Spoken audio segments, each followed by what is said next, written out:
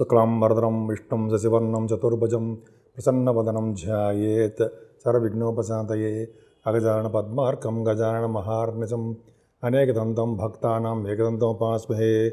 ఓం గం గణపతయే నమః. ఓం శ్రీమాత్రే నమః. ఓం శ్రీ గురుభ్యో నమః. మా ఆది ఆస్ట్రాలజీని చూస్తున్నటువంటి మీ అందరికీ, అలాగే విదేశాల్లో కూడా ఉంటూ నన్ను నా వీడియోలను చూస్తూ నన్ను ఎంతగానో ప్రోత్సహిస్తున్నటువంటి, అలాగే ఫోన్లు కూడా చేస్తున్నటువంటి మీ అందరికీ కూడా పేరు పేరున అందరికీ నా హృదయపూర్వక నమస్కారాలు. ఇప్పుడు మనం 26 జనవరి 2025 నుంచి 1 ఫిబ్రవరి 2025 వరకు వారం రోజులు 12 రాసుల వాళ్ళకి ఎలా ఉండబోతుందో తెలుసుకుందాం. దానికంటే ముందర మీరు మీ జాతకాలు తెలుసుకోవాలనుకుంటే, అంటే ప్రాబ్లమ్స్ ఉంటాయి కదండి, జాబ్ రాలేదనో, లేకపోతే వివాహం కాలేదనో, లేకపోతే ఇంకొద్దిగా చిల్డ్రన్ విషయంలోనో, ఏదో చిన్న చిన్న ప్రాబ్లమ్స్ కాదు కానీ కొద్దిగా ఆలస్యం అవుతుందని మన జాతకం తెలుసుకోవాలని కొంతమందికి ఉంటుంది. చాలామంది ఫోన్ చేస్తుంటారు. మీకు అనిపిస్తే మీరు ఒకవేళ సపోజ్ మ్యాచింగ్ ఉంటుంది కదా సార్, అంటే వివాహాలు చేయడం కోసము మనము ఇద్దరు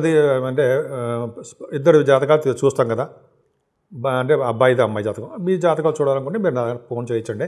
సో మీ ఈ విషయాలు తెలుసుకోవాలనుకుంటే మా ఆది ఆస్ట్రాలజీని సంప్రదించండి. కింద స్క్రోల్ అవుతున్న నెంబర్కి నేనే మీకు అటెండ్ అయ్యి అన్నీ తప్పకుండా చేస్తాను. నేనే మీతో మాట్లాడతాను. ఎవరు మాట్లాడరు, మాట్లాడామంటే ఎవరు మాట్లాడారంటే మాట్లాడతారు కానీ బట్ నేనే ఎక్కువగా మీకు రెస్పాండ్ అవుతుంటాను. సరే, ఇదన్నీ పక్కకు పెడితే మనం ఇప్పుడు అంతా కూడా మేషరాశి గురించి తెలుసుకోబోతున్నాం కదా. మేషరాశి నుంచి మీనరాశి వరకు 12 రాశులు ఎలా ఉండబోతుందో ఇప్పుడు తెలుసుకుందాం. మీనరాశి, మీ రాశిలోనే శుక్రుడితో కలిసిన రాహు. యాక్చువల్గా శుక్రుడు మంచివాడు కాదు, అష్టమాధిపతిగా అయ్యాడు. కానీ మీ టార్గెట్స్ అవి రీచ్ అవుతారుంటాయి. మీకు కొన్ని గోల్స్ పెట్టుకుంటారు. ఇది పర్టికులర్గా నేను గోల్ రీచ్ అవ్వాలి, నేను బాగా ఉద్యోగం అంటే కొన్ని టార్గెట్స్ పెట్టుకుంటారు, వాటిని రీచ్ అయిపోతారు.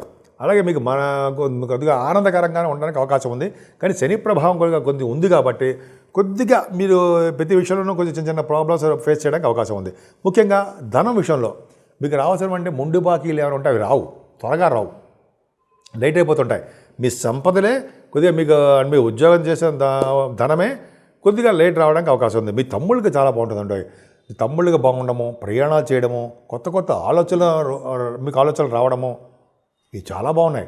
అంతేకాకుండా ఆలోచనలు కార్యరూపం దాల్చడము, ఆభరణాలు కొనుక్కోవడము, వాహన యోగము, ఇవన్నీ కూడా మిథున రాశి వాళ్ళకి జరగబోతున్నాయి. కుజుడు 4th భావంలో ఉన్నాడు, 2nd హౌస్ లార్డ్ 4th భావంలో ఉన్నాడు. ఫారిన్లో ఉండడానికి అవకాశాలు ఎక్కువనే. పైగా మిథున రాశిలో ఉన్నాడు కుజుడు. డెఫినెట్గా అవకాశాలు, కుజుడు మిథున రాశిలో ఉంటే అవకాశాలు ఎక్కువ. 2nd హౌస్ లార్డ్ 4th భావంలో ఉంటే అక్కడే మీరు ఉండడానికి అవకాశాలు ఉంటాయి. మీకు ఫారిన్ వెళ్ళాలనే కోరిక, అక్కడ ఉండాలనే తపన, అలాగే ఉద్యోగం చేయాలనే దృక్పథం మీకు కలిసి వచ్చే అంశాలు. మీ సంతానం విషయంలో కూడా ఏమాత్రం ఇబ్బంది పడరండి. మీ సంతానం బ్రహ్మాండంగా ఉంటారు. మీకు రియల్ ఎస్టేట్, మీకు సాఫ్ట్వేర్ రంగం కంటే రియల్ ఎస్టేట్ కంటే ముందర ఈ షేర్ మార్కెట్, స్టాక్ మార్కెట్ అంటాం కదా, వాళ్ళకి కలిసి వచ్చే అంశం అనే చెప్పచ్చు.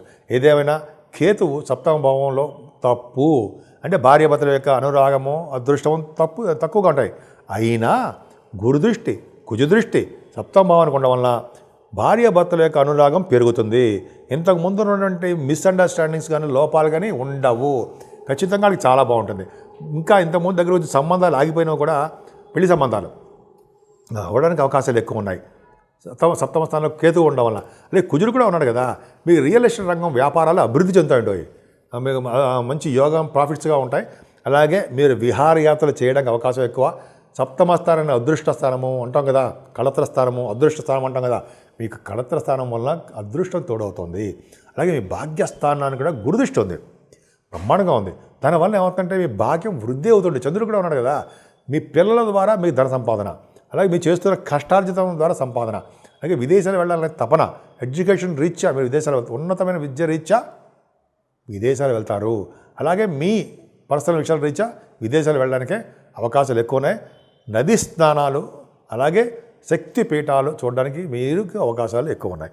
ఏమైనా దశమస్థానాధిపతి 3వ భావం ఉండడం వల్ల 10th హౌస్కి కుజ దృష్టి ఉండడం వల్ల గవర్నమెంట్ ప్రొఫెషన్లో ఉన్న వాళ్ళకి చాలా బాగుంటుంది.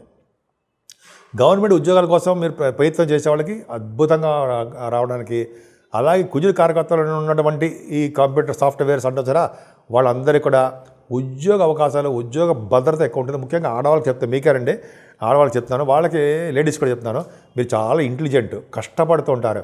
కష్టపడ్డందుకు తగిన ఫలితాలు, మంచి ఫలితాలు ఇంకా రాబోతున్నాయి. ఉద్యోగాల భద్రత ఉంటుంది. అలాగే ముఖ్యంగా సాఫ్ట్వేర్ రంగ ఉద్యోగస్తులకి, ఈ ఎలక్ట్రానిక్స్ రంగంలో ఉన్న వాళ్ళకి, ఈ ఎలక్ట్రిసిటీ సంబంధించిన వాళ్ళకి అంటాం కదా, ఈసీఈ అంటాం కదా, ఎలక్ట్రిసిటీ కమ్యూనికేషన్స్ ఏదో అంటాం కదా, ఎలక్ట్రికల్స్ కమ్యూనికేషన్స్ అంటాం, ఆ ఈసీ వాళ్ళందరికీ, ఈసీఏ గ్రూప్ ఉన్న వాళ్ళకి, వాళ్ళందరికీ కూడా మంచి ఇంజనీరింగ్ విద్యార్థులు చాలా బాగుంటుంది. పక్కకు పెడితే లాభస్థానంలో రఘుబుధులండి. లాభంలో రఘుబుధులకి గురుదృష్టి ఉంది, బ్రహ్మాండంగా ఉంది. అంటే మీ అన్నయ్యలకి బాగుంటుంది, ఫ్లో ఆఫ్ మనీ మీకు తగ్గదు, ఖచ్చితంగా బాగుంటుంది. అలాగే రఘుబుధుల కాంబినేషన్ వల్ల విద్యా సంస్థలో ఉన్న వాళ్ళకి, ఫైనాన్స్ అండ్ అకౌంట్స్ సంబంధించిన వాళ్ళకి, ఫైనాన్స్ అకౌంట్స్ అంటే మీకు తెలుసు కదా, చార్ట్ అకౌంటెన్సీ, కాస్ట్ అకౌంట్స్ అంటాం వాళ్ళకి, అలాగే మీ జాతక బ్రహ్మలు, మీరు చాలా అస్ట్రాలజర్స్, వాళ్ళకి కూడా వాక్ దాటి వాక్ శుద్ధి ప్రభావం బాగా ఉంది. బాగా ఉన్నతమైన డబ్బులు కలిసి రావడానికి, నేమ్ అండ్ ఫేమ్ రావడానికి అవకాశం ఉంది. మీ వ్యాపారాల రీత్యా, మీరు చేస్తున్న ఉద్యోగాల రీత్యా మీకు బాగా కలిసి వచ్చే అంశం రఘుబుధులు బ్రహ్మాండంగా ఉన్నారు. గురుదృష్టి కూడా ఉంది, చాలా బాగుంది. ఈ వారం మొత్తం కూడా చాలా రఘుబుధులే మీకు ధనయోగాన్ని కలిగిస్తారు. శుక్రుడితో కలిసించని మంచిది కాదు కదా, ఓ పక్కన అష్టమాధిపతి వచ్చి అయిపోయాడు. శుక్రుడితో కలిసించని ఉన్న మీ ఆలోచనల్ని పక్కదారి పట్టిస్తారండి. చెడు ఆలోచనలు, చెడు స్వభావము, చెడు నడవడిక మీకు నిజంగా అని కాదండి, కొన్ని సందర్భాల్లో కొంతమందికి వాళ్ళ జాతకాల రీత్యా శని శుక్రుల ప్రభావం మీ మీద ఉంటుంది. కొద్దిగా మనం జాగ్రత్తగా ఉంటే సరిపోతుందండి. పైగా మీకు ఏలినాటి ప్రభావం ఉంది కాబట్టి చాలా కంట్రోల్లో, చాలా భద్రతగా ఉండాల్సిందే. అంటే ముఖ్యంగా ఆడవాళ్ళ విషయంలో, మీరు అంటే ఆడవాళ్ళ విషయంలో కానీ జెంట్స్ విషయంలో కానీ కొద్దిగా మీరు శ్రద్ధ వహించాల్సిందే. చెడు ప్రవర్తన చేయకూడదు. అమ్మవారిని దర్శనం చేసుకోవడం వలన, శనీశ్వరుడికి తైలాభిషేకం చేయించుకోవడం వలన, గాయత్రి మంత్ర జపం చేయడం వలన, అలాగే సూర్యభగవాన్ ఆరాధన చేయడం వలన బాగా మీకు ఈ చెడు ప్రభావం తగ్గడానికి అవకాశాలు ఎక్కువ ఉంటాయి. ఈ విధంగా మీ రాశి వాళ్ళకి, మీనరాశి వాళ్ళకి చాలా బాగుంది. అన్ని రంగాల్లోనూ మీకు విజయం సాధిస్తారు. గాయత్రి మంత్రం చేయండి, సూర్యభగవాన్ ఆరాధన చేయండి. ముఖ్యంగా అమ్మవారి పూజలు, శక్తిపీఠాలు కానీ అమ్మవారి పూజలు కానీ మీరు చేసుకుంటూ ఉంటే అన్ని రంగాల్లోనూ మీరు ముందంజలో ఉంటారు. ఇప్పుడు రెమెడీస్ గురించి చెప్పుకుందామండి. అన్ని రాశుల వాళ్ళు ఆచరించదగ్గ రెమెడీ ఏంటయ్యా అంటే శనీశ్వరుడికి పూజలు, శనీశ్వరుడికి తైలాభిషేకాలు ఖచ్చితంగా చేసుకోవాల్సిందండి. అంతే, ఫస్ట్ పాయింట్ అది, శనీశ్వరుడికి తైలాభిషేకాలు చేసుకోవాల్సిందే. శనీశ్వరుడు అన్ని రాశుల వాళ్ళకి అదృష్టాన్ని కలిగిస్తాడు, డౌట్ లేదు. కానీ ఆయన యొక్క బ్లెస్సింగ్స్ చేయాలంటే ముఖ్యంగా శనీశ్వరుడు ఎవరికి ఫేవరబుల్గా ఉంటాడంటే పెద్దవాళ్ళకి సేవలు చేసుకున్నా, పెద్దవాళ్ళకంటే తల్లిదండ్రులని అర్థం వాళ్ళకి, అలాగే బీదలకి, ముసలి వారికి అన్నదానం కానీ, వస్త్రదానం కానీ, డబ్బు సహాయం కానీ చేసుకున్నా వాళ్ళకి శనీశ్వరుడు బాగా యోగిస్తాడు. గోసేవ చేసుకున్న వాళ్ళకి శనీశ్వరుడు ప్రభావం తగ్గుముఖం పడుతుంది, బ్యాడ్ ఈవెంట్స్ తగ్గుతాయి. అంతేకాకుండా ఈ వారం మొత్తం కూడా పూజించవలసిన దేవుడు అమ్మవారు. అమ్మవారి యొక్క ఆశీస్సులు ఉంటే అన్ని రంగాల్లోనూ ముందంజలో ఉంటారు మీరు. అంతేకాకుండా సూర్యభగవానుడు ఆరాధన, గాయత్రి మంత్ర జప మహిమ, అలాగే శక్తిపీఠాలు దర్శించడం వలన, అమ్మవారి యొక్క హోమాలు చేయించుకోవడం వలన, దగ్గరున్న పండితులతోటి రోజు దర్శనాలు చేసుకోవడం వలన, వెంకటేశ్వర స్వామి దర్శనము, శివాభిషేకాలు చేసుకోవడం వలన అన్ని రాశుల వాళ్ళకి పట్టినటువంటి ఏమైనా ప్రాబ్లమ్స్ ఉన్నా, ఎటువంటి ప్రాబ్లమ్స్ ఉన్నా, భార్యాభర్తల విషయంలో కానీ, చిల్డ్రన్స్ విషయంలో కానీ, ఉద్యోగంలో కానీ, వ్యాపారాలు కానీ, ఎటువంటి ప్రాబ్లమ్స్ ఉన్నా సరే బయటపడేసే శక్తి అమ్మవారికే ఉంది. సో అమ్మవారి యొక్క ఆశీస్సులు, సూర్యభగవాన్ యొక్క ఆరాధన, శివాభిషేకాలు చేసుకుంటూ ఉండడం వలన మొత్తం 12 రాశుల వాళ్ళకి కూడా సుఖ సంతోషాలతో ఉండడానికి, వాళ్ళు అంతకన్నా ఏ పని చేసినా సరే ఆ పనిలో నిమగ్నమై విజయం సాధించడానికి అవకాశాలు ఎక్కువ ఉంటాయి. సో మీ అందరికీ కూడా ఈ 12 రాశుల వాళ్ళకి అన్ని రంగాలను ముందంజలో ఉండాలని నేను మనస్ఫూర్తిగా కోరుకుంటున్నాను.